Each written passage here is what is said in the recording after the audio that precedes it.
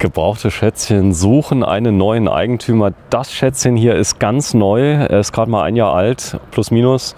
Und das Coole ist allerdings Artego. Das ist ein richtiger LKW drunter, Druckluftbremse und 3 Tonnen Zuladung roundabout. Das ist ordentlich. Grüß dich, Stefan. Hallo, grüß dich, Sven, hallo. Der 9. Dezember. Es ist immer noch nicht so richtig Winter. Es soll schneien demnächst. Das Fahrzeug könntest du bedenkenlos im Winter einsetzen. Ich denke ja, mit dem Heckantrieb und in der Größenordnung mit der Heizung, mit dem Fahrerhaus, wir sehen es gleich vom Grundriss, dass du abschotten kannst. Ein richtiger, typischer Wagen, wo die Leute auch dann im Winter nutzen. Ja, Concorde Cruiser 940 LSR. Ich bekomme jetzt auch einen Cruiser Anfang nächsten Jahres, einen Daily. Das hier ist jetzt ein richtiger LKW. Habe auch große Reifen, weil es ein Allrad ist. Der kommt, aber das Ding hier ist wirklich eine eierlegende Wollmilchsau, denn er ist sehr kurz. Dadurch kommst du auf jeden Campingplatz. Wenn du siehst, also hier daneben steht ein Empire Liner als Beispiel von Morello. Der ist jetzt noch mal 1 Meter länger.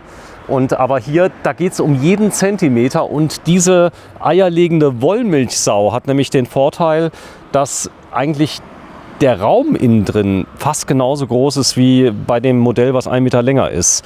Und also viele Leute wollen auch gar kein Riesending. Das hier ist mehr Understatement. Hier vorne siehst du das ganz normale Fahrerhaus. Klar, Leute sehen, das ist jetzt hier, ich sag mal, ein Concorde, kostet ein bisschen was, aber viele leben in dem Auto. Wir fahren im Februar nach Spanien, 1 Woche lang auf einem Platz, wo viele Rentner und Aussteiger drauf sind mit Wohnmobilen. Ich bin da mal sehr gespannt. Die kommen, das wäre so ein Auto, oder? Klar, das täuscht jetzt natürlich, ist trotzdem 9,40 Meter, das muss man schon sagen. Ja, aber ist unter 10 Meter. Ja, ist unter 10 Meter. Aber das Krasse ist, wenn du den Wagen fährst im Fahrerhaus, dann merkst du es überhaupt nicht. Ja. Also das habe ich selten erlebt, wenn man den hier rangiert und fährt. Du kommst dir vor, als wenn du ein kleines Fahrzeug fährst. Das ist wirklich so. Also wenn man mal drin ist, macht bitte den C-Führerschein. 399.900 € ist der Preis. Was hat der neu mal gekostet? Muss ich schauen, Sven, kann ich jetzt eine ehrliche Antwort nicht sagen. Nee. So, was hat er gelaufen? Ich gucke mal gerade, 9.000 Kilometer, 20.000 Kilometer. So, hier steht 0, aber das stimmt nicht. Also 399.900. Hat der eine Story? Gibt es irgendwas zu sagen über den Wagen oder hast du den zugekauft? Es gibt einen Erstbesitzer und der ist jetzt auf einen Empire Liner nochmal aufgestiegen, größer nochmal eben auf einen 10,50 Meter Wagen, fast 11 Meter Wagen, 110 GSB. Also nichts Schlimmes, ist keiner drin gestorben? Nein, überhaupt nicht. Nee. Okay. So, dass wir das mal zeigen. Also es gibt auch keinen Unfall hier, unfallfrei das Auto? Ja. Unfallfrei. So, Außenwände ist Alu, ja. Das ist eine Besonderheit hier. Dadurch kriege ich extrem glatte Wände, Sandwich-Bauweise. Ja. Extrem gut. Dann siehst du hier keine Schlösser an den Klappen? Nein, das sind elektrische Schlösser, das hier. Also Zentralverriegelung? Ja. Gastank? Oh, Sven, da müssen wir gucken. Also du kannst auch gerne, wenn du möchtest, einfach mal das Preisschild mit rausnehmen. Dann können wir das mal zeigen. Ich zeige dir mal gerade von hinten. Das ist die Bereifung 285/70 R19.5. 19,5 Zoll Bereifung hier mit drauf. Das hebt natürlich das ganze Auto noch mal höher. Aber das Geile ist hier bei dem Auto, der Aufbau ist sehr, sehr tief. Das bedeutet also, du hast keine 4 Meter Höhe, du bist bei 3,70 so etwa. Ja, wir sind bei 3,86 Meter doch, ne? 3,86. Aber sind das nur wenige Zentimeter? Das ist krass, aber er wirkt gar nicht so hoch, oder? Ja, weil die Proportion passt bei dem Auto einfach. Ich habe mich selten bei einem Auto so geirrt wie bei dem hier. So, der hat das Concorde Heck hinten drauf, Centurion-Style, das heißt die Aufkleber sind drauf. Genau, Aufkleber drauf. Innen drin die Centurion-Style-Ausstattung mit dem Ambiente-Paket. Ja, Gastank war mal eben stehen geblieben. Ja, hat Gastank. Hat er. So, Gastank ist 120 Liter. 120 Liter Gastank, das sind ungefähr 4 Gasflaschen. Ja. Dann sieht man hier sehr schön, das ist eine Besonderheit, Anhängerkupplung, das heißt, hier kann ich ein Auto mitnehmen. Hier kannst du richtig was ziehen, ja. Und das ist ja dieser Kompromiss, der oft gemacht wird. Nehme ich mir jetzt ein 11 Meter Fahrzeug oder nehme ich mir ein 9 Meter Fahrzeug und hänge einen Hänger dran und entscheide eben, was für ein Auto ich dann bin ich nicht gebunden an einen Smart oder einen Fiat 500. Hier kann ich auch einen Geländewagen eben auf einen Hänger transportieren noch. Also von der Motorleistung her, das ist jetzt ein kleiner Actros Artego. 300 PS, ja. 300 PS, der hat richtig Drehmoment. Hubraum, weißt du es? Nee, das ist eine 8, also ein großer Motor. 7,7 Liter haben wir da. Also nicht der 4, irgendwas? Nein, 7,7 Liter. Okay, also verstehe. Das ist Hubraum, ja. So, ich guck mal gerade, hier vorne sind wir drin. Du hast mich übrigens gerettet vor dem sicheren Tod, denn ich war gerade dabei, über diese Deichsel zu fallen. Wir gucken mal in den Kofferraum rein. Ach, du betest, oder? Nö, den Druckpunkt einfach finden. Druckpunkt finden. Das heißt, du findest einen Druckpunkt, dann öffnet das. Genau, einfach drücken und dann öffnet der. Du hast die Heizung angemacht? Die Heizung haben wir angemacht, ja, es ist nämlich super kalt heute. Sag mal, Zustand ist fast wie neu, oder? Ja, wirklich, ist so, ja. So, hier hinten hast du ganz viele Befestigungspunkte. Hier ist nämlich nochmal ein Brett montiert. Das sieht aus wie ein Tisch, oder was ist das hier? Nee, das ist... Einfach nur, du hast ja natürlich einen riesen Vorteil, wenn du ein GFK-Heck hast, dann brauchst du ja irgendwas, wo du gegenschrauben kannst. Und deswegen ist die Holzplatte drin, in die kannst du reinschrauben. Ein GFK-Heck sollte man nicht reinschrauben. So, hier ist die Außendusche, hier sind Fahrradpunkte sind schon mit drin, aber hier könnte man zusätzlich noch einen Roller mit reinmachen. Den kannst du also 3 Fahrräder plus einen Roller reinmachen. Könntest du hier machen, ja. Höhe ist immens, ja. Das ist ein schönes Auto. Er riecht gut. Ja. Also das könnt ihr leider im Fernsehen nicht sehen. Aber er ist ein Nichtraucher? Nichtraucher. Nichtraucher, ja. Okay, aber ich werde es gleich testen, wenn ich reingehe. Das ist die alte? Ja, wir machen alle mal auf. Die ist die alte. Ja, alte 3020 mit, lass mal gucken, eine alte Flow ist auch drin. Hast du gesehen? Die rote? Sven, ja, da ist eine alte Flow drin. Alte Flow drin, das heißt, ihr könnt also duschen, bis der Tank leer ist. Das ist nochmal ein Zusatztank, der mit reinkommt. Die ist die zu oder? Ach, die hat bestimmt einen Seilzug hier innen. Guck mal. Oft haben die hier einen Seilzug verbaut zum Öffnen.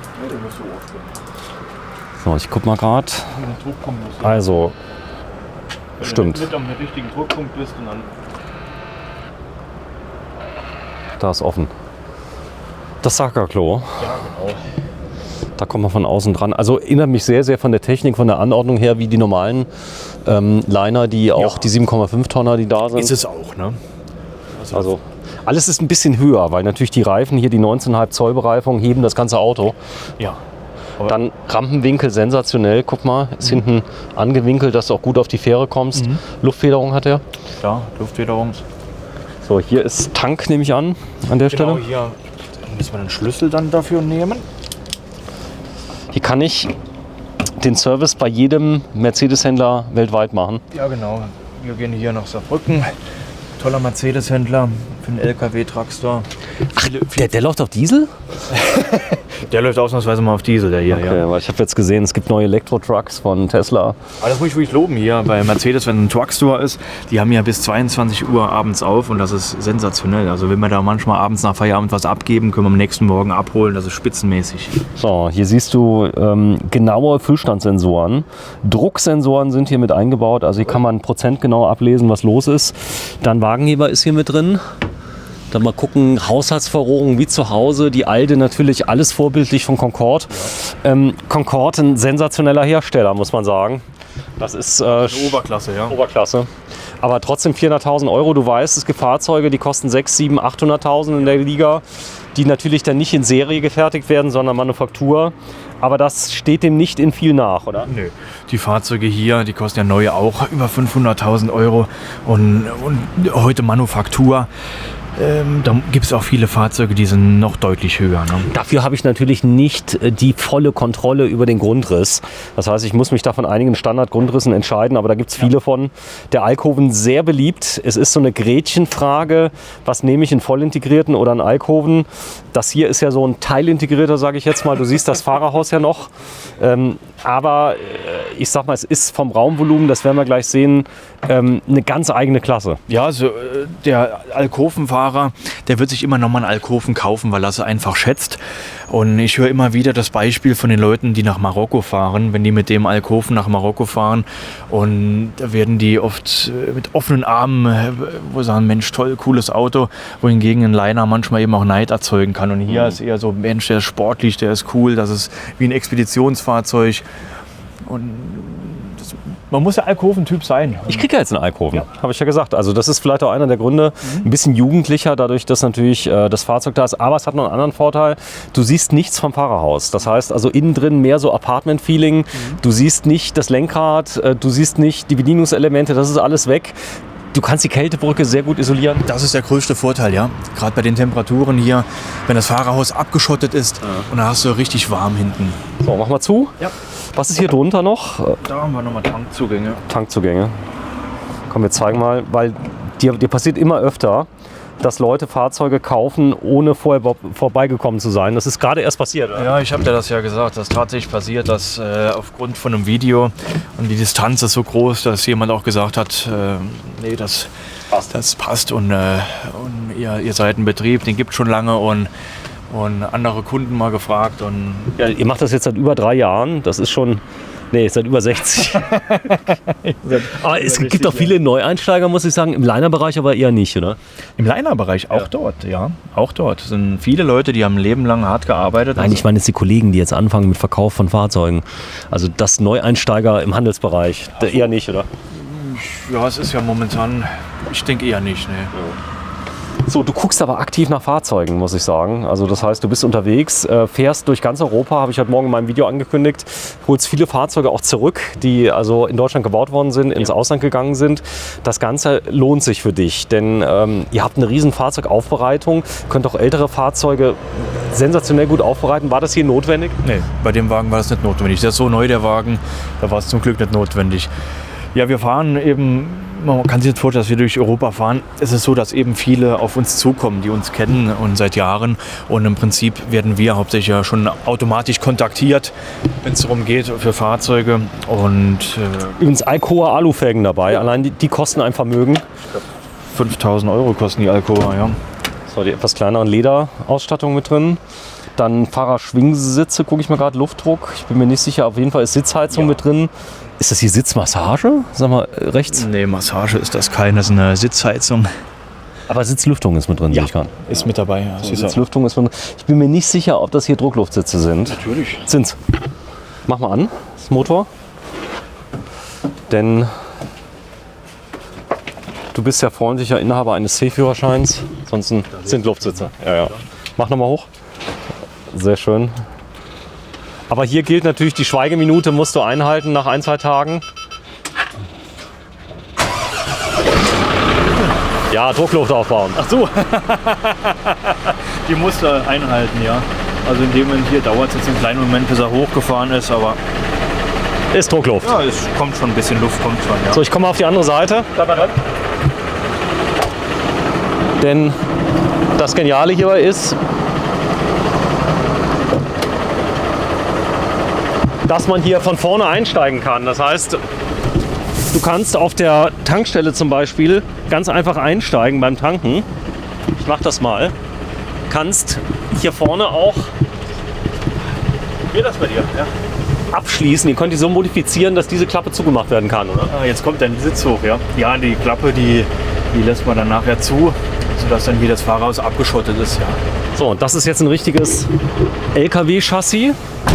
Aber was bei Mercedes extrem ist, ist die Lautstärke. Sie ist sehr, sehr leise. Leise, ja? Ja, also der Motor ist ja direkt hier drunter, dass man das sieht. Aber du kannst dich auch noch wirklich unterhalten dabei. Ja, es ist auch von der Vibration, es ist ja gar nichts da, ne? Die einzige Vibration, die du noch siehst, vielleicht jetzt hier im Monitor. Aber, upsala. Oh je, jetzt hast du ihn kaputt gemacht. Aber das ist die einzige Vibration. Und sobald ich das Gas gehe, und dann ist auch die schon wieder weg, ne? Automatisiertes Schaltgetriebe. Genau, wir haben hier die Handbremse, Federspeicher. Ansonsten Automatik, hier über den Hebel zu bedienen. 20.333 Kilometer sind auf der Uhr. Das kann ich euch mal zeigen. Digitales Cockpit mit drin. Da ist, muss ich sagen, Artego nicht ganz so weit wie MAN. Aber es geht hier gar nicht darum, das ist ein Auto, 20.000 Kilometer, der ist noch nicht mal eingefahren, auf gut Deutsch. Das ist überhaupt keine Leistung. Nee, der Artego ist, glaube ich, mit der meistverbreiteste LKW auf der Straße. Und was fahren die? 1 Million Kilometer fahren die immer, ne? Eine Webasto ist mit drin, nochmal eine Dieselstandheizung mit eingebaut. Die ist wahrscheinlich auch am Wärmetauscher der alte dran, sodass ich noch mit Diesel zusätzlich heizen kann. Habe einen Gastank und eine Dieselheizung. Bin doppelt abgesichert. So, dann sieht man hier, also hier ist alles abgeschottet. Das ist natürlich auch ganz wichtig, dass ich diesen Bereich zumachen kann. Hier kann der Hund liegen und kann Wohnen und Fahren komplett trennen. Ist komplett getrennt in dem Moment, ja. So. Ja, mach mal aus, bitte. Ja. Dann erklären wir gerade mal 1, 2 Sachen hier. LKW bedeutet, ich brauche einen C-Führerschein. Kann von der nassen Wiese auch runterfahren. Der hat eine Sperre hin. Richtig, genau. Muss ich die Sperre aktivieren. Rückfahrkamera. Ja. So, Luftdruckbremse, Druckluftbremse. Wenn du die mal gerade mal löst, dann hört man das sehr schön. Das ist richtig LKW-Fahren, oder? So ein bisschen. Ja. So, da wird die Luft nämlich abgelassen in dem Moment, wenn kein Druck mehr auf der Bremse ist, dann bremst er. Das ist genau umgekehrt, Genau oder? umgekehrt, ja. Lernt man natürlich beim LKW-Führerschein auch. Also wer den C-Führer, den alten B-Führerschein bis in den Zweier, der darf ja trotzdem 7,5 Tonner fahren. Es gibt ja hier und da auch mal kleinere LKWs. Dann ist das Neuland, aber wer einen LKW-Führerschein gemacht hat, der muss ja die ganze Theorie machen und dann lernt man das sowieso alles. Ja, ich fahre ja jetzt auch so einen kleinen Eurocargo. Das ist ein Riesenunterschied. Die Dinger ziehen den Berg quasi magisch an. Du merkst den Berg überhaupt nicht mehr. Der ist weg. Und genauso aber auch beim Berg runterfahren, die Motorbremse, die willst du wahrscheinlich auch nicht mehr vermissen. Nie wieder. Also ich bin Passstraßen runtergefahren, nur mit der Motorbremse. Das geht, das ist an der Grenze, muss ich sagen. Aber du brauchst die normale Bremse gar nicht. Du kannst runterbremsen mit der Motor. Was ist eine Motorbremse? Beschreib das mal bitte.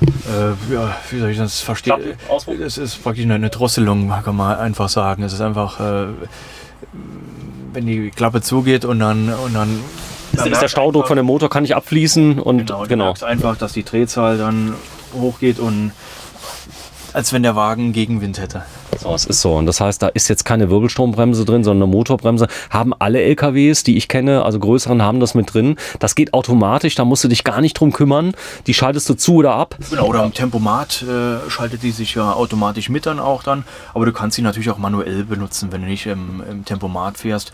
Und dann kannst du die Motorbremse einfach dann anziehen und dann kannst du mit der Motorbremse dann mitbremsen dann. Ja, bei mir ist es so, es gibt verschiedene Modi, dass man das machen kann. Ich glaube 3 Modi aus. 3 Modi beim Eurocargo, ja.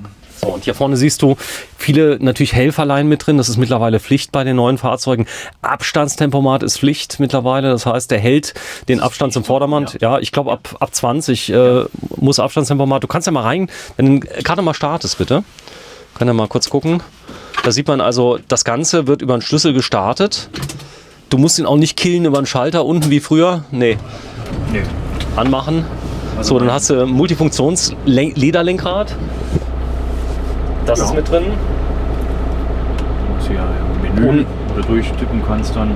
Und natürlich eine Klimaanlage mit dabei vom Fahrerhaus, die überhaupt keine Mühe hat zu klimatisieren, weil sie nur diesen vorderen Bereich klimatisieren muss. Und nicht genau, die ist natürlich super effektiv in dem Moment, ja. Ja, das heißt, du kannst nach Spanien fahren, hast hier schön deine 22, 23 Grad.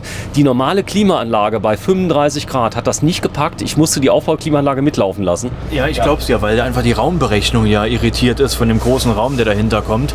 Aber wir haben super viele Kunden, die nutzen durch die großen Lichtmaschinen und Ladebooster, die nutzen die Raumklimaanlagen während der Fahrt voll und ganz mit. Das hat bei dir wahrscheinlich auch locker funktioniert. Hast 60 Ampere gezogen, 70 Ampere hat die Lichtmaschine gebracht, kannst du auch voll mitlaufen lassen.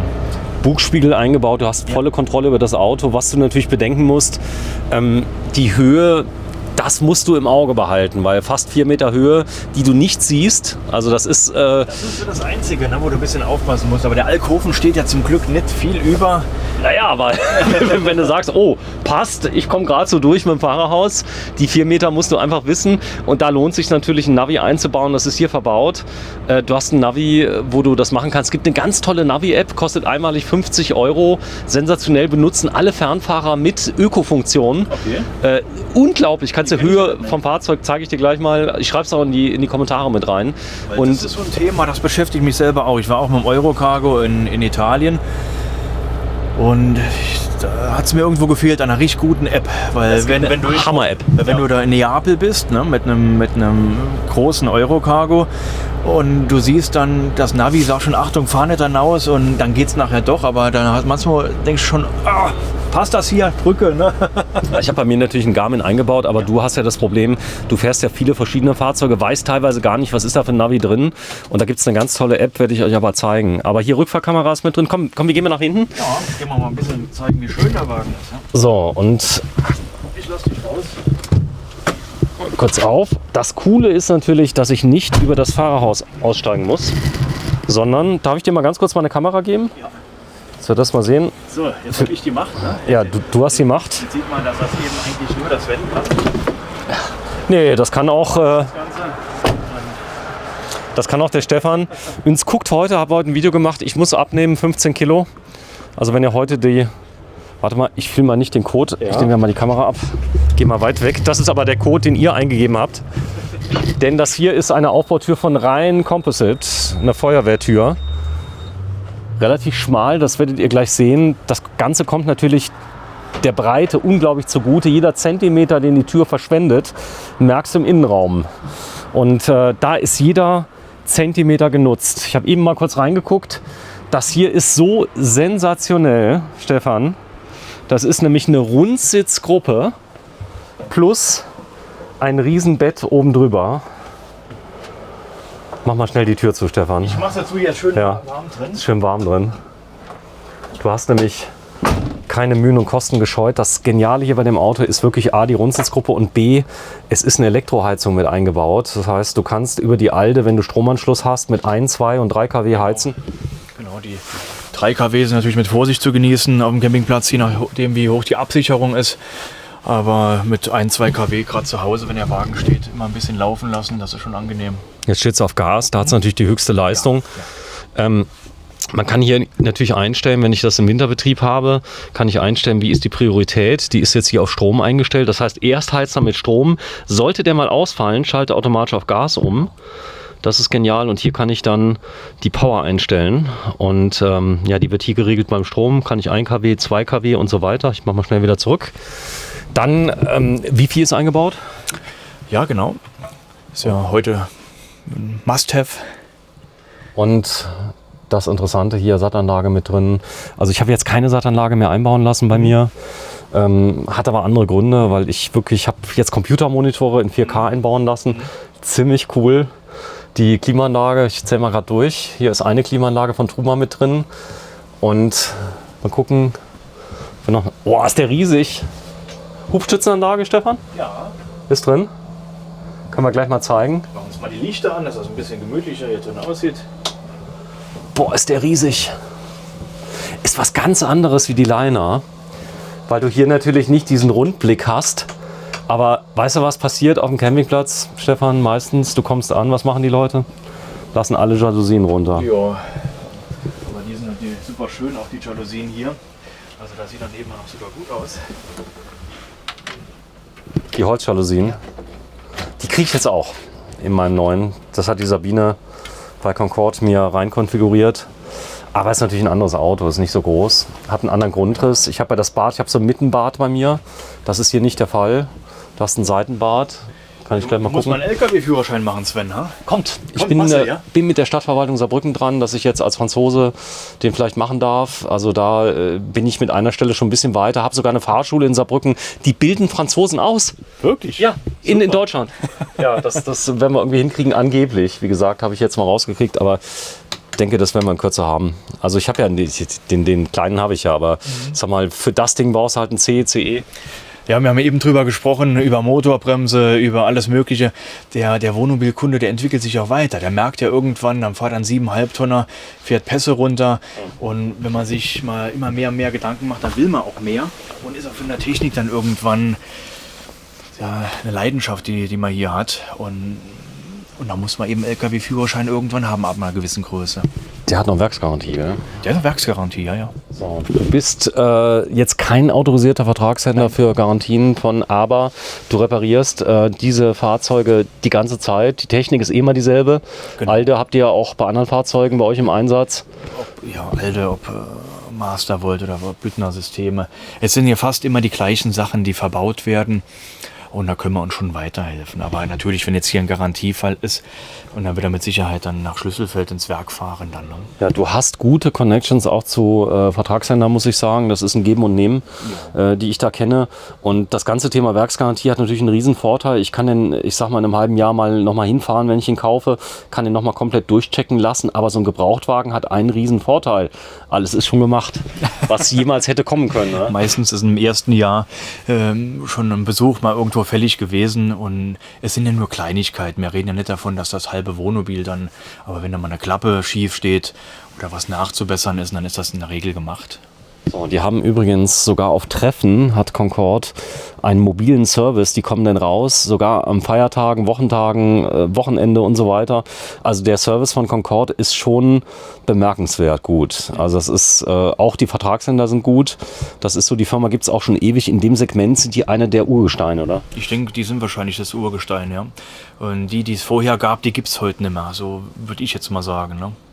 Ich guck mal gerade, ich setze mich mal hier in die Ecke rein, dass man auch mal hier nochmal ganz klar sieht, wie schön das ist. Du hast gerade eins gemacht, diese Rundsitzgruppe lädt quasi ein zum gemütlichen Klönen für bis zu, sage ich mal, 8, 9 Personen. Ja. 6, 7, 8, ja. Je nachdem, wie eng wir da zusammensitzen, müssen wir den Tisch dann eben vergrößern, können wir ja machen. Aber es ist gemütlich, gell? Dann hast du ja hier Rundsitzgruppe plus eben Einzelbetten. Ja, das Ganze ist cozy, gemütlich, wie der Amerikaner sagt. Da vorne ist der Durchgang, den hast du jetzt gebaut. Das Geniale ist, den kann ich zulassen. Ich kann einfach zum Fahren nach vorne einsteigen. Lass das alles so umgebaut, wie es ist. Oder ich baue hier ab und kann während der Fahrt sogar nach hinten durch. Denn dieser Bereich muss geöffnet sein während der Fahrt. Es muss eine Sichtverbindung und eine Hörverbindung da sein. Und das ist jetzt gewährleistet. Genau, wir können das hier auch noch rausmachen und dann kommst du rein und raus wieder, ja. So, Jenat Soundsystem ist mit eingebaut. Da sparen viele. Bei Concorde ist das Thema Sound extrem gut gelöst. Und Jenat bedeutet ein auf Wohnmobile angepasstes Soundsystem, das sehr dezent, also wirklich in das Fahrzeug integriert ist. Das hörst du aber später, weil der Sound läuft hier über das Autoradio und wird darüber geboostert. Und wer sich auskennt, das ist ein Autoradio, was viele Jungs früher von der Leistung her in 5er BMW drin hatten. Ja. Der macht richtig Bums, hat DAB Plus Radio mit drin, also ein Alpine ist hier mit eingebaut. Ich habe mich da auch nochmal erst die Tage überzeugen lassen von einem Kunde es war jetzt kein Concorde und es war jetzt ein Mittelklasse-Wohnmobil gewesen und der hat gesagt, ich will unbedingt das Jenat Soundsystem und unsere Monteure haben auch gesagt, das brauchst du nicht unbedingt, das ist toll, was da drin ist. Und jetzt haben wir es eingebaut und jetzt lassen die Monteure immer Top Gun laufen, wenn der Hubschrauber dann reinfliegt. Dann, und das ist Wahnsinn. Ich kann ja auch mal hier was anmachen. AUX haben wir keinen, Bluetooth, machen wir Tuner. Okay. Oh, schnell ausmachen. Mal aus. Nee, ich krieg Probleme mit der GEMA. Danke. Oh. DAB hat's auch? Source? Ja klar, hat DAB? USB? Nee. AUX, Bluetooth, kein DAB. Sicher? Ja. Doch, da. USB war das. Nee, da oben steht DAB Plus, guck mal. Siehst du? Ja. Neben Bluetooth. Tuner, und jetzt warte mal. Achso, dann wechseln wir mal im Tuner drin. Im Tuner wechseln wir mal drin und dann... So, FM2. Warte mal, ich glaube, ich habe eine Idee. Wir könnten ja mal aus Spaß, Sieg, da ist jetzt DAB, ist jetzt UKW. Das ist UKW? Also, mal gucken. Krass hier. Du weißt ja, was ich immer will.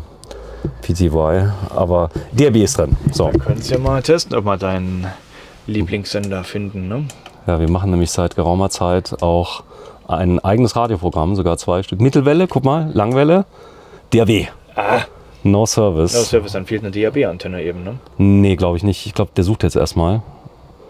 Denn ganz oft ist es so, wenn du dann startest, dann hat er erstmal keinen Sender und wenn du dann einen Suchlauf startest, dann fängt er an und findet die Sender auch. Das ist so schön wie so ein ganz altes Ehepaar, wir beide. Ich hab recht, nein, du hast recht. Absolut relaxed, guck mal hier. Geht. Und jetzt müsste hier auch Saarfunk kommen. Pass auf. Soundsystem war ganz wichtig. Also viele, ich sag mal, haben zwar Fernseher mit drin, haben aber kein gutes Soundsystem mit drin. Das hier ist mit dem Fernseher gekoppelt. Ja. Das bedeutet, also ich kann über das Radio die Lautstärke wechseln, habe einen Alphatronics mit drin, der besten Güte, den kann ich hochfahren. Das Ganze geht hier über einen kleinen Schalter und kann dann das Ganze wegbeamen, wenn ich es nicht brauche. Verschwindet wie von Geisterhand und dann habe ich hier einen Ausblick aufs Meer. Du warst letztes Mal in Italien auf einem tollen Platz. Wie heißt der? Ja, ich war viel rumgefahren, also ich bin viel auf Stellplätze gefahren und einen Campingplatz habe ich tatsächlich in dem gesamten Urlaub, doch, ich habe einen in... Miralago. Das ist aber in der Schweiz, ja. Ich war auf der Miralago, da war ich auch gewesen beim Rückweg, ja, das ist ein toller Campingplatz. Die sprechen, also zumindest zur Ehrenrettung von mir, sie sprechen da unten Italienisch. Italienisch, ja, aber ein toller Campingplatz, ja. Okay, es ist in der Schweiz. Und du warst ja auch da und ich habe gesehen, du standest auf dem identischen Stellplatz wie ich eine Woche vorher. Ja, das Geile mit dem gleichen Auto. Mit dem, du bist aber nicht mit dem dahin gefahren, weil der wäre zu lang. Also auch für den Platz. Also der ist ja über 9 Meter Ja. und ich habe 8,60 Meter. Das ging gerade noch so. Ja. Du hast das selber Auto dabei? Ich hatte dann danach bei der nächsten Tour das gleiche Auto dabei, ja. So, zeig mal hier vorne. Riesenbett. Also ein Bett, das ist so groß. Ich schätze mal, das hat 2x2 ungefähr. Oder 1,80x2. 1,60 auf jeden Fall, ne, von der Matratze plus noch den Zugewinn, den wir da haben, bis zu 1,80 gehen wir da vorne hin. Aber Stefan, die Breite muss doch über 2 Meter ja, sein. hier, so. Klar, wenn ich mal hochgehe, ich bin ja 1,80 Meter und 85. Und dann sehen wir ja schon, wie viel Platz ich noch habe. So. Der hat die Schuhe übrigens ausgezogen, der Stefan. Nicht, dass alle schreien. Also das sind über 2 Meter. Ja, guck mal. Also unterschreibe ich dir. Wenn du mal gerade mit dem Kopf ganz ran gehst, ganz ran an die Scheibe, so mal Press und jetzt die Füße mal anziehst, das sind 30 Zentimeter, du bist 1,80, 2,10 Meter Breite ungefähr, schätze ich mal. Aber dicke, ne? Aber dicke. So, komm mal mit, Stefan. Denn du bist leidenschaftlicher Koch. Das Ganze hast du mir erzählt. Du hast gesagt, du kannst 5 Sterne kochen. Da werden die in der Mainzer Straße blass. Nee? Also ich kann ganz gut kochen, ja, aber das geht auch nur auf manche Gerichte. Aber ich koche gern wirklich, ja. Ja, das würde hier gehen. Ja. Also ich persönlich muss sagen, ich habe beim letzten Mal ein Gas-Ceranfeld benutzt gehabt, war da auch sehr zufrieden. Aber generell Kochen auf Gas ist einfach toll. Gas oder Induktion und dann möchte man nie wieder anders kochen. Tolle Kaffeemaschine. Die habe ich übrigens auch, kostet 80 Euro. Macht seinen Dienst absolut hervorragend. Ja. Wenn sie mal kaputt ist, muss man nicht groß schreien. Denn sie ist wirklich günstig. Das Material, was wir hier haben, ist wahrscheinlich echtes Korean, ne? Das ist ein Korean, ja. Mineralwerkstoff. Super stabil, Hitzebeständig. hitzebeständig, formschön. Perfekte Lösung einfach. Wir machen mal alle Schubladen auf, dass die Leute mal sehen, wie viel Stauraum sich hier verbirgt. Das Geniale hierbei ist, ich habe hier nicht zwingend immer Leichtbau. Ich kann hier Sachen verbauen, die kann ich natürlich in anderen Klassen nicht verbauen. Denn Wir können auch hier ohne weiter so eine Spülmaschine einbauen. Würde sich sehr anbieten. das geht bei euch in der Werkstatt. Machst Genau, das können wir machen. Ja. Wir können Schubladenspülmaschinen einbauen oder eben Standardspülmaschinen. Alles, was reinpasst. du. So, eine Kombi-Mikrowelle mit drin, Genau. direkt verbaut. Die sieht aber so aus, als wäre sie schon immer drin gewesen. Das haben sie gut gemacht, oder? Das ist fein gemacht. Ne? Das Original Verblendung eben auch genommen. Der Originalgröße, dann der Dometic Tower, der übrigens viel leiser geworden ist. Also ich bin wirklich mittlerweile überzeugter Kompressornutzer. Ich habe vorher einen gehabt, der war noch der alten Bauart, der Kompressor. Der gleiche Kühlschrank, viel lauter, mittlerweile sehr leise. Da vorne ist ein Apotheker, kleiner. Okay, für Zeitschriften, Schirm, 25 Kilo. Erster Kleiderschrank, Apotheker. Apotheker. Hätte auch einen Kleiderschrank, ne? Ist natürlich nicht so.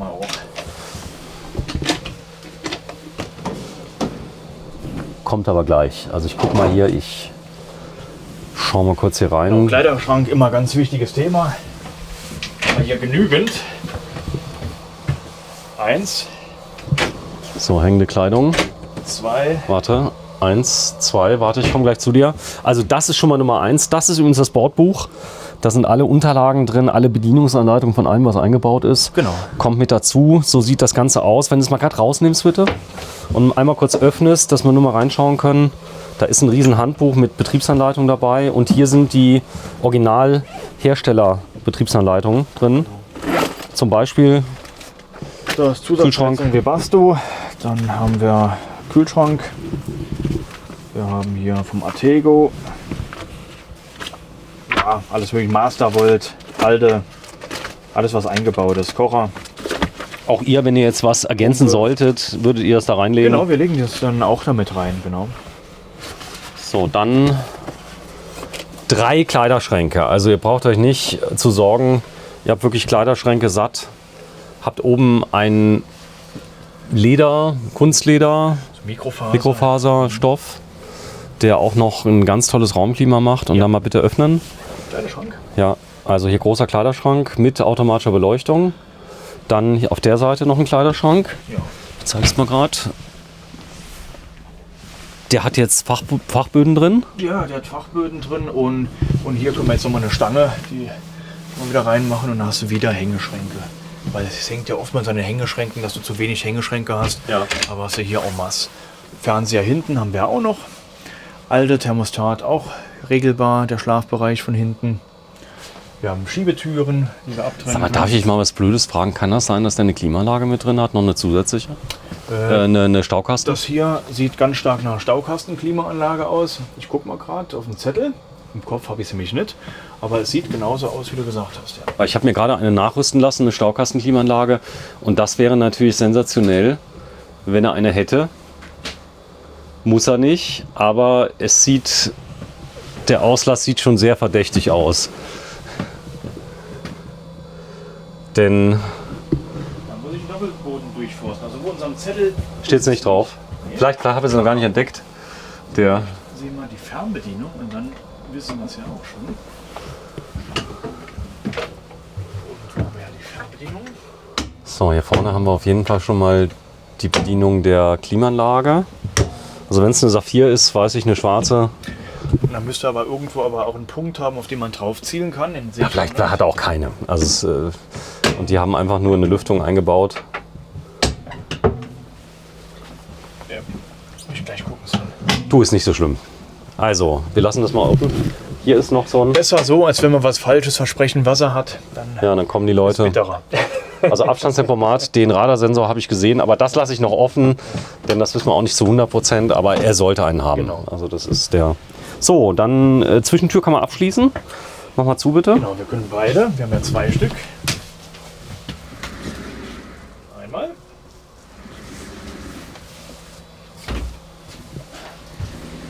Und dann noch mit Spiegel. Da sehen wir den Sven wieder. Hi. Guten Tag, ihr Lieben. Da sind wir. Ja, das Auto gibt es zum Kaufen. Wenn ich morgens aufwache, mir das Gesicht waschen möchte, habe ich ein riesen Waschbecken dabei und kann hier in dem Auto richtig leben. Denn ich habe einen Wassertank, Ja, hier Platz hier, ne? der ist riesig. Also der ist zwar nicht so groß wie zu Hause, das heißt endlos, aber einige 100 Liter sind hier drin. Dann habe ich einen Abwassertank. Ich habe eine Festtanktoilette wie auf einer Luxusjacht. Das heißt, Genau. da wird das Ganze zerhackt und kommt dann, ein Sog ist mit eingebaut. Ist es das, was wir hören, der Sog? Das ist der Sog, den wir hören, ja. Okay, Sog ist drin. Und der Sog, der zieht sogar noch die üblen Gerüche ab, während ich mein Geschäft verbreite. Das heißt, es stinkt nicht. Genau, was wir eben auch noch haben, ist ja noch ein Deckenventilator. Der zieht ja auch nochmal ab. Der ist ein Bereich über der Küche, aber der wird auch bis hierhin auch absaugen dann. Der ist da vorne drin. Ja, Dusche. Ja, Alte Flow haben wir eben schon gezeigt. Flow, ja. Das heißt also, ihr könnt wirklich so lange duschen, bis der Tank leer ist. Auf einmal eine große Dusche mit dabei und ganz viel Stauraum hier drunter nochmal für die Frau des Hauses oder den Mann, die dann hier Handtücher oder auch Utensilien, Rasierer und Co. dann da reingeben müssen. Schönes Auto. Ja, schönes Auto. Und ich kann euch sagen, es riecht nach Leder, es riecht nach neu. Ja. Also es ist kein störender Geruch hier drin. Ich würde euch sagen, wenn es so ist, das ist übrigens das Schlafzimmer. Ich blicke mal gerade rein. Das ist so ein richtiger Master Bedroom. Allerdings würde ich vorne schlafen, ganz ehrlich. Weil die Ausbuchtung, ich habe mir jetzt eine Liegewiese montieren lassen, weil ich immer mit den Beinen in der Mitte gelandet bin. Wenn man ein bisschen kleiner ist, dann passt das. Aber ganz ehrlich, ich würde mich vorne auf die 210 mal 1,80. Ich schlaf tatsächlich auch quer bei den Betten. Ich habe mal da einen Topper machen lassen und ich schlafe auf Einzelbetten immer quer. Ja. Ihr habt mir erzählt, ihr könnt das durch einen Schreiner ändern lassen, ihr könnt dort einen Einsatz auch machen. Also da gibt es Möglichkeiten, wenn einer sagt, da will ich aber gerne das zu haben, einfach drüber reden, oder? Ja, aber genauso viele Leute möchten es aber genauso, wie es auch ist, damit der einen Ausstieg eben durch die Mitte besser ist und je nachdem, wie oft man nachts aufstehen muss und dann kann er schon störend sein, wenn man sonst übereinander klettern muss. Dann. Ja, man könnte hier sogar so eine Art Area machen, wo ich abends Fernsehen gucke. Denn der Fernseher ist ja hier an der Seite mit eingebaut, wieder mit jener Soundsystem mit drin. Diese Baldachine finde ich sensationell, die also überall vom Feinsten gemacht sind. Gut, wir reden hier aber auch die 500.000 Euro Klasse, oder? Genau, ja. So, Hier dann muss schon alles passen. der Boden- und Schiffsoptik. Dann bitte auch mal hier anheben. Hier sind Revisionsklappen, dass ich an viele Dinge rankomme. Hast du auch bei vielen Linern nicht. Warte mal. Das haben wir so nicht geplant. Wir können uns darauf einigen, dass, wenn er abgeholt wird, Für alles eine Lösung. es gibt für alles eine Lösung. Einmal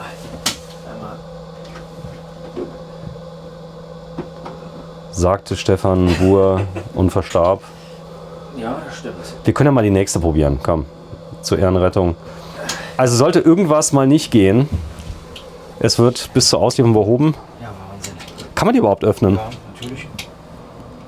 Aber die sitzen so super drin, ne? Also es gibt ja viele Bodenöffnungen. Darf ich was sagen, fairerweise? Die werden normal nicht geöffnet. Also es ist eigentlich nur eine Revisionsklappe für den Fall. Aber du kommst ja trotzdem dran, ne? Ja. Nein, die brauchen normal nicht zu öffnen. Ja, wir haben es gleich. Weil oft sind da Tanksensoren drunter. Ja, haben es ja gleich. Der ist aber so tight, das heißt so CNC gefräst, dass er also so genau sitzt, dass man nicht fallen kann. Das heißt, du spürst da keine Nut, nix, oder? Ja, und das mit einer Multiplex-Platte, ne? Das ist natürlich Material, ne? Wie oft haben wir früher das Thema gehabt bei Doppelböden, du gehst auf diese Klappen und da gehen die runter und rauf. Das heißt, du kommst an die Tanks ran, kannst sie reinigen, das ist natürlich ein Traum, oder? Das ist ein Träumchen, also von dem her hat er schon seinen Sinn, ne? Aber hält natürlich bombenfest das hier, ne? Und ich sehe gerade, die hat gar keine Funktion, dieses Ding da in der Mitte. Das ist wahrscheinlich nur zum Rausziehen. Das ist nur, damit ich rausziehen kann, ja. Ja, okay. Also dann ist natürlich klar, wenn das Ding verkantet ist und ist jetzt leicht drin, also da müsst ihr nicht jeden Tag ran. Also nicht, dass ihr denkt, viel wichtiger ist, dass es zu bleibt. Also dass man nicht drüber fällt, dass man nicht hängen bleibt mit den Strümpfen oder so. Das ist der Grund, warum viele das auch nicht einbauen. Und ist auch keine optische Störung im Sichtfeld. So, Stefan, 399.900 Euro, da hättest du aber die 100 Euro hättest du noch zugeben können für die 400.000, oder? Das ist die psychologische 3. Ist das so? Ich denke schon. Ach, da sieht doch jeder, dass 400.000 sind, ja, oder? natürlich, aber ich glaube, es ist wirklich so, ja. Die Leute fallen darauf rein? Na, das ist mit reinfallen, aber ich glaube, das wird ja schon seit 20 Jahren so. Es sieht einfach besser aus wie ein Warte, ich zeig's mal gerade. Du hast echt da 399.900 hingeschrieben. Ich habe das nicht hingeschrieben, aber war der Kollege. ja. So, was haben wir denn hier? 9,43 Meter. Er wirkt kürzer. Das macht wahrscheinlich der Aufbau. Ist ein Artego mit 220 kW, 300 PS, 20.000 Kilometer gelaufen. Haben wir eben gesagt. Gesamthöhe 3,86 Meter. 3 Tonnen Zuladung. Sensationell. Sensationell, ja. So, das Gesamtgewicht 11 Tonnen. Das ist ein richtig tolles Auto. 8-Gang Automatik. Differentialsperre Hinterachse haben wir schon gesagt. Luftfederung Vorder- und Hinterachse. Also auch, normal gibt es ja nur Hinterachse, glaube ich, Serie. Und dann 180 Liter Dieseltank, auch wichtig. Der ist sehr sparsam. Also die neuen Fahrzeuge, da reden wir über 15, 16, 17 Liter. Ja, also nicht mehr 25. Ein bisschen mehr, aber keine 25, ne? Unter 20 Liter. Hydraulische Hubstützenanlage von E&P. Dachklimaanlage. Und also ich nehme das zurück mit der Staukassenklimaanlage. Aber das ginge, kann man nachrüsten. Das würde gehen. Das ist natürlich im Nachhinein schon ein Heidenaufwand. Du hast ja gesehen bei deinem Wagen dann. Hast du gesehen, das Video? Ich habe es noch nicht gesehen, ne, aber du warst ja wahrscheinlich ein bisschen dabei und hast das auch dann... Ein Tag, nee, ungefähr ein halber Tag. Wie lange hat es gedauert, der Einbau? 6 Stunden ungefähr. Ja. Also es war Press und wir haben da auch eine recht pragmatische Lösung gesucht, also die in der Mitte ausströmt. Aber hier brauche ich das alles nicht. Ja, wenn ich ihn haben möchte, wir sind in Saarbrücken. Heute ist der 9.12.2022. Du bist Stefan Buhr, hast das Fahrzeug selber auch in Empfang genommen. Du machst auch die Checks, wenn die ankommen. Guckst du die Autos selber an? Ich gucke auch selber, aber alles kann ich natürlich nicht komplett alleine machen. Ne? Aber der war so sauber, da war nichts zu machen. Ja, ne? aber wir sind hier ein Team von 70 Mitarbeitern und das wäre dann vermessen, wenn ich sage, ich mache das, ich mache das, ich mache das. Und, aber solche Fahrzeuge, die gucke ich mir natürlich allein aus Interesse schon mal an und dann zum anderen eben für den Arbeitsplan eben auch zu machen, was machen wir an dem Wagen, damit er eben aufgestellt wird. Und der wird ja nochmal durchgecheckt dann und der Kunde bekommt ja auch eine ordentliche Übergabe, dass er alles erklärt bekommt, wie alles funktioniert. Also Arbeit ist immer genug. Setz dich mal bitte rein. Ich mache mal gerade noch einen Durchgang zum Schluss, dann sind wir durch. Heute am 9.12. Fahrzeug kommt übrigens aus Deutschland, war in Deutschland zugelassen, also nicht aus dem Ausland, spielt eigentlich keine Rolle, aber ich sag's nur mal. Dreiländereck, ja. Dreiländereck. Eine Mastervolt-Anlage ist mit drin, wie im Schiffsbau, für die Elektrik, Lithium natürlich. Und ich drehe mich mal ganz kurz hier rum. Das ist dann der Kochbereich mit Kühlschrank auf der linken Seite, Mikrowelle mit eingebaut und einem tollen Glasfach mit übrigens gefrästen Einsätzen hier drin. Das ist fein gemacht. gemacht, das Fein hier, gemacht, ja. Wirklich richtig fein gemacht. Da ist die CNC mal ein bisschen rund gelaufen. Und dann 2 Türen. Ich habe hier ein großes Mittenbad mit drin. Und habe nochmal einen Schlafbereich separiert hinten.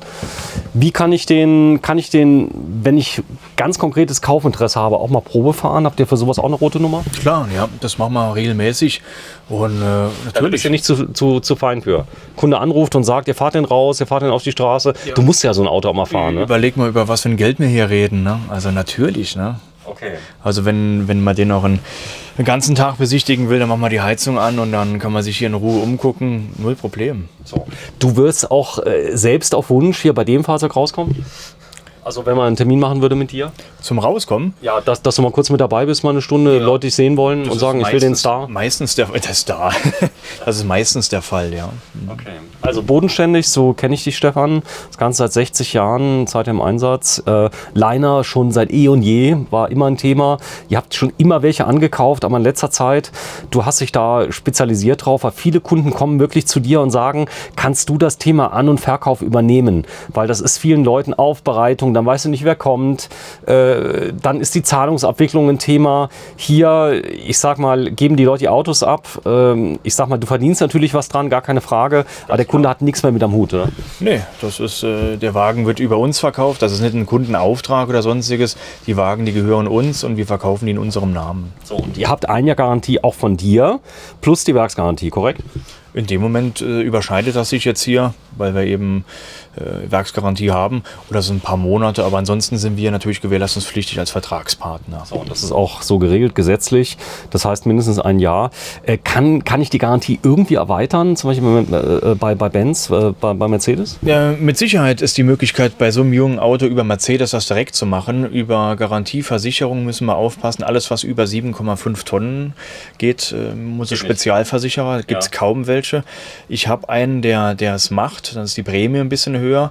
Ja. Aber da müssen wir jedes Mal eine individuelle Anfrage machen. Braucht man das, deiner Meinung nach? Was ich brauche es, wenn ich den Kosten-Nutzen im Vergleich stelle, wenn sowas 2.000 Euro für 2 Jahre kostet und dafür ist mein Motor versichert. Wenn ich aber jetzt sage, ich hatte noch nie eins, bin mir da ein bisschen unsicher, ruhig abschließen, da kann nichts passieren. Das heißt, ich habe nochmal 2 Jahre Zusatzgarantie. Da ist alles mit drin, Heizung, alles. Das sind sogar spezielle Versicherungen, wo nicht nur der Motor mit dabei ist, sondern auch hier der Inhalt.